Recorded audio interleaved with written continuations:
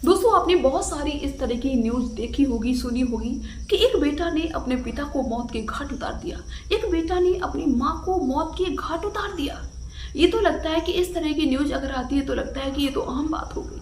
लेकिन दोस्तों आज जो घटना हम आपको सुनाने जा रहे हैं, जिस घटना के बारे में हम आपको बताने जा रहे हैं, शायद है कि इससे पहले कभी आपने सुना हो।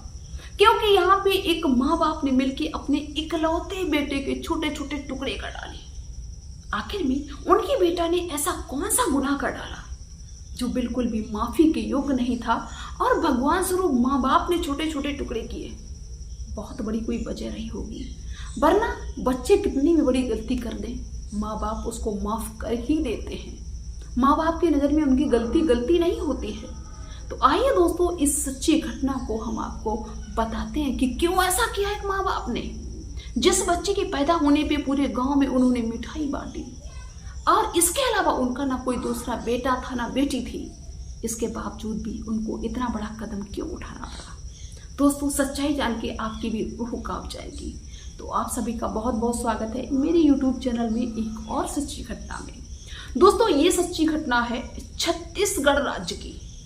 छत्तीसगढ़ राज्य के अंतर्गत एक जिला पड़ता है कांकेर जिला, और इस कांकेर जिला के अंतर्गत एक थाना पड़ता है गोंडाहूर थाना, और इस गोंडाहूर थाने के अंतर्गत एक गांव पड़ता है पीवी गांव।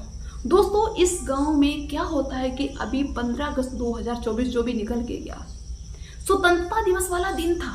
सारे लोग खुश थे, किसी के घर में राष्ट्रीय गीत बज रहा था, किसी के छत पे तिरंगा लहरा रहा था। लोग खुश थे कि भाई आज के दिन मेरा देश आजाद हुआ है।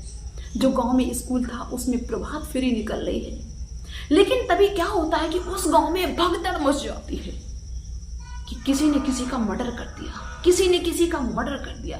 दोस्तों लोग भागते हैं उस तरफ जिस तरफ के लोग बताते हैं कि वहां पे किसी ने किसी का मर्डर कर दिया। दोस्तों गांव के बाहर कुछ लोग गए होंगे सुबह, जिन्होंने देखा कि एक जगह पे जो खेतों की तरफ है वहां पे इंसानी उंगलियां कटी हुई पड़ी हैं और थोड़ी दूर पे ताजी खुदी हुई मिट्टी पड़ी हुई है। दोस्तों जो लोग देखते हैं सबसे पहले वो डर जाते हैं और गांव की तरफ भाग खड़े होते हैं और इसके बारे में बताते हैं कि किसी ने किसी का मर्डर कर दिया है, वहां पे उंगलियां पड़ी हुई हैं। दोस्तों जब इस तरह की न्यूज, इस तरह की खबर गांव में फैलती है तो अफरा तफरी का माहौल हो जाता है। दोस्तों पुलिस को भी सूचना दी जाती है और गांव के सारे लोग वहां पे पहुंच जाते हैं जहां पे वो इंसानी उंगलियां पड़ी हुई थी। तो देखते हैं कि सच में यहाँ पे मिट्टी ताजी खुदी हुई है। मतलब देख के पता चल रहा था कि यहाँ पे मतलब इसके अंदर कोई है, किसी को मतलब काट के इसके अंदर डाला गया, दफनाया गया। दोस्तों पुलिस भी मौके पे पहुंच जाती। तभी क्या होता है कि उसी गांव के एक व्यक्ति जिनका नाम पलाशशील था और उनकी पत्नी रंजीता, दोनों लोग भी रोते हुए तड़पते हुए उसी तरफ भागे हुए चले आ रहे थे। और जब घटना स्थल में वो दोनों पति पत्नी पहुंचते हैं तो देखते हैं कि एक चूड़ा जो अक्सर लड़के हाथ में पहन लेते, वो चूड़ा वहीं पे पड़ा हुआ था जहां पे वो इंसानी उंगलियां पड़ी हुई थी। उस चूड़ा को जैसे ही उस दंपत्ति ने देखा तो वो बिलक बिलक के रोने लगे। पुलिस ने कहा कि क्यों, तुम्हारा कोई था? तो माता पिता कहते हैं, वो पति पत्नी कहते हैं कि ये जो चूड़ा है ये मेरा ही बेटा हाथ में पहने हुए था और ये जो उंगलियां हैं ये मेरे बेटा की हैं। हम इन उंगलियों को पहचानते हैं अच्छी तरीके से। दोस्तों क्या होता है कि पुलिस ने जो मिट्टी में दबा हुआ था, जिसको दफनाया गया था, उसको निकलवाया, उसको निकाला जाता है। तो देखा जाता है कि एक लड़का नौजवान जिसकी बॉडी के कई टुकड़े थे, कई हिस्सों में काटा गया था, लेकिन जब उसका चेहरा देखते हैं सभी लोग तो सभी लोग सन्न रह जाते हैं कि हाँ ये तो उन्हीं का बेटा है जिसका नाम अभयशील था। दोस्तों अब तो बिल्कुल कंफर्म हो गया था कि जो पलाशशील थे, जो रंजीता थी, उन्हीं का ही बेटा है अभयशील। दोस्तों अब तो और भी ज्यादा लोगों के दिमाग में ये चीज आने लगी कि आखिर में इसका मर्डर किसने कर दिया और इतनी बुरी तरीके से छोटे छोटे टुकड़ों में तब्दील कर दिया। दोस्तों जैसे तैसे उस बॉडी को तो पुलिस ने अपने कब्जे में ले लिया। अब लेकिन पुलिस पूछताछ करती है, बाकी लोगों से भी करती है, जो आसपास के लोग होते हैं कि किसी ने कुछ देखा। कोई कहता मुझे नहीं मालूम, कोई कहता मुझे नहीं मालूम।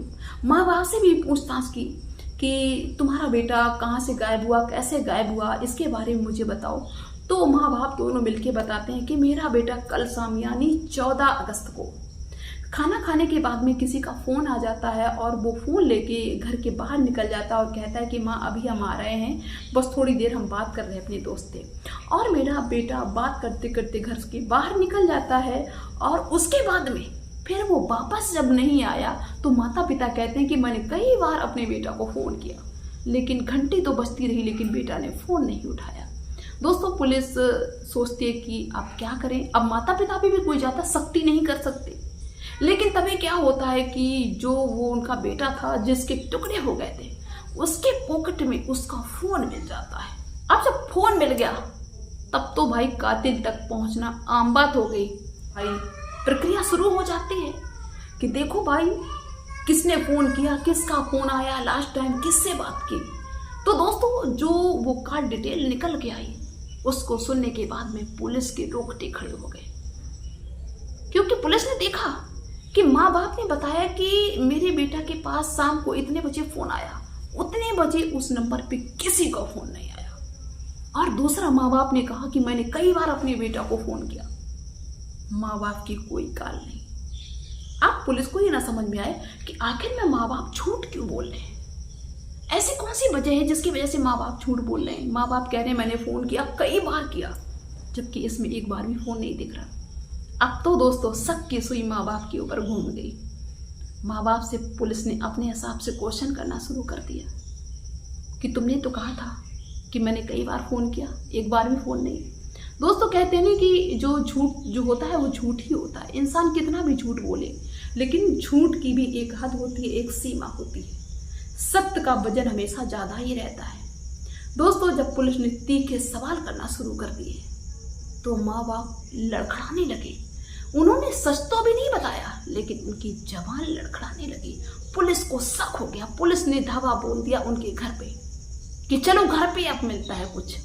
दोस्तों घर पे जाते हैं, घर पे सबूत मिल जाते हैं, खून के छींटे पड़े हुए हैं, जबकि उन्होंने उनको मिटाने की पूरी कोशिश की। लेकिन कहते हैं कि कातिल कितनी भी सावधानी से कत्ल करे लेकिन कोई ना कोई सबूत छूट ही जाता है। जब खून के छींटे मिलते हैं तो फिर पुलिस ने अच्छी तरीके से माँ बाप को हिरासत में लेके पूछताछ करना शुरू कर दिया। दोस्तों जब बहुत क्वेश्चन किए पुलिस ने, तीखे सवाल किए, घुमा फिरा के किए, वो माँ बाप टूट जाते हैं और कहने लगते हैं आखिर में हाथ जोड़ के कि साहब मैंने ही अपने बेटे को मारा है, मैंने ही अपने बेटे के छोटे छोटे टुकड़े किए हैं, अगर मैं मारता नहीं तो क्या करता।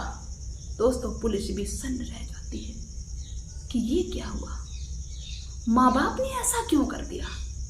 अब आतुर है सभी लोग जानने के लिए, पुलिस भी, कि क्यों आपने ऐसा क्यों किया। तो माँ बाप रोते हुए बताते हैं कि साहब मेरा जो ये बेटा है इकलौता बेटा है, बड़ी ही मन्नत से मैंने इस बेटा को पाया है, पूरे गांव में मिठाई बंटवाई थी जब मेरा बेटा हुआ था, ना कोई मेरी बेटी है ना कोई दूसरा बेटा है, इसको मैंने इतने लाड़ प्यार में रखा, इतने लाड़ प्यार में रखा कि ये बिगड़ गया और इसकी गलत संगत हो गई। ये नशा पत्ती और जितने भी ऐब होते हैं कोई ऐब इसके अंदर बाकी नहीं रहा। ये ड्रग्स लेता है, गांजा लेता है, अफीम लेता है, जितने भी सब लेता है। और जब हम इसको रोकते हैं तो ये मुझे जानवरों की तरह मारता है, मुझे और मेरे पति पत्नी को दोनों को मारता है। जब इसके पास पैसा नहीं रहता है नशा पत्ती करने के लिए तो घर में जो भी सामान होता है इसको सब बेच देता है। उससे भी जब इसका खर्चा नहीं चलता है नशा पत्ती का तो घर में जो भी फसल होती है, गेहूं दान, उसको भी बेच देता है। हम एक एक दाने के लिए मोहताज हो जाते हैं। साहब अगर इतनी सी बात होती तो हम नहीं मारते। बात ये थी कि ये बाकी लोगों के बच्चों को भी ड्रग्स की लत लगा रहा था, बाकी लोगों के जो बच्चे थे उनको भी शराब पिला रहा था। जबरदस्ती लोग हमारे घर पे शिकायतें लेके आते थे। जब घर में कुछ नहीं रहता था इसको नशा करने के लिए पैसे की जरूरत होती थी, जब इसको घर में कुछ नहीं दिखाई देता था तो ये किसी की बाइक चोरी करता था, किसी की साइकिल चोरी करता था, किसी की फसलें चोरी करता था, फसलों में नुकसान करता था। जब वो लोग शिकायत करते मेरे पास, अगर हम इससे कुछ कहते तो मुझे जानवरों की तरह मारता, इतना मारता हम दोनों पति पत्नी को कि जब तक हम बेहोश नहीं हो जाते तब तक ये मुझे मारना नहीं बंद करता था। साहब हम इतने दुखी हो चुके थे कि मुझे कुछ दिखाई नहीं दे रहा था। तब जाके परेशान होके मैंने अपने एक रिलेटिव से कहा कि इसको कहीं बाहर ले जाओ, कहीं इसकी नौकरी लगवा दो। अभी 2 महीने हुए ये नागपुर में गया और नागपुर में एक हल्दीराम भुंजिया की कंपनी है, वहाँ पे इसकी नौकरी लग गई। लेकिन साहब इसने वहाँ भी उपद्रव मचाया, वहाँ भी इसने चोरी की, जिसकी वजह से इसको वहाँ से निकाल दिया गया। जब ये 14 अगस्त को घर पे आ गया तो मैंने इससे कहा कि तुमने ऐसा काम क्यों किया, क्यों नहीं एक जगह पे टिकते हो, क्यों नहीं अच्छा काम करते हो, वहाँ भी तूने वही काम किया जो यहाँ पे करता है। तो साहब इसने 14 अगस्त की शाम को हम पति पत्नी को इतना मारा, इतना मारा, इतना मारा कि हम सिर्फ बेहोश होने को बचे। हमारे मुंह से खून बह रहा था और ये मार के अपना वही नशा करके आराम से लेट गया अपने कमरे में। तो मेरे अंदर इतनी नफरत भर चुकी थी इसके प्रति, मुझे ऐसा लग रहा था कि जब तक हम इसके छोटे छोटे टुकड़े नहीं करेंगे तब तक मेरी आत्मा को शांति नहीं मिलेगी। साहब जब ये नशे की हालत में लेट जाता है तो हम पति पत्नी ने मिलकर दोनों ने इस पे हंसिया से वार किया और हंसिया से वार करने के बाद में जब ये मर गया तो मैंने इसके शरीर के टुकड़े किए और उन टुकड़ों को हम पति पत्नी ने अकेले मिलके उस गड्ढे में दफनाया, उस गड्ढे को खोदा और उसमें भरा। और मुझे बिल्कुल भी इस चीज़ का मतलब अंदाज़ा नहीं था कि इसका फ़ोन कहाँ है, फ़ोन की वजह से हम पकड़ सकते हैं। लेकिन इतनी बस गलती हो गई। अब इसको आप कुछ भी समझिए। क्या करें साहब, अगर मेरी ही सिर्फ ज़िंदगी की बात होती तो हम सह जाते कि चलो एक दिन तो मरना है, आज नहीं कल नहीं तो आज ही मर जाते हैं, ये मुझे मार डालता, मुझे कोई टेंशन नहीं थी। लेकिन इसकी वजह से पूरा गांव परेशान था और सारे बच्चों को ये गलत आदत लगा रहा था, नशे की लत लगा रहा था। मैंने बाकी लोगों की ज़िंदगियां बचाने के लिए, बाकी लोगों के बच्चों की ज़िंदगियां बचाने के लिए मैंने इतना बड़ा कदम उठाया। मैंने खुद इसका गला रेता। अब आप मुझे जो भी सज़ा देना चाहें वो दे सकते हैं। वैसे दोस्तों बहुत सारे लोग वहाँ पे कहते हैं कि चलो माँ बाप ने पैदा किया, उसने गलती की, गलत काम कर रहा है तो माँ बाप ने मार दिया, कोई बुरा काम नहीं किया, माँ बाप को ये करना चाहिए। लेकिन बहुत सारे लोग ये कहते हैं कि नहीं, कानून को अपने हाथ में नहीं लेना चाहिए। माँ बाप पुलिस का सहारा ले सकते थे, कानून का सहारा ले सकते थे। अब लेकिन पता नहीं उनके सामने क्या मजबूरी होगी, हो सकता है कि वो पुलिस तक पहुंचने ही ना दे रहा हो, कुछ तो मजबूरी रही होगी जो उन्होंने इतना बड़ा कदम उठाया। लेकिन आप सभी लोग बताना कि माँ बाप को क्या करना चाहिए, क्या माँ बाप ने ऐसा करके सही किया या गलत किया, कहाँ पे गलती हो रही है और कहाँ पे सही हो रहा है, आप मुझे कमेंट्स के थ्रू जरूर बताना।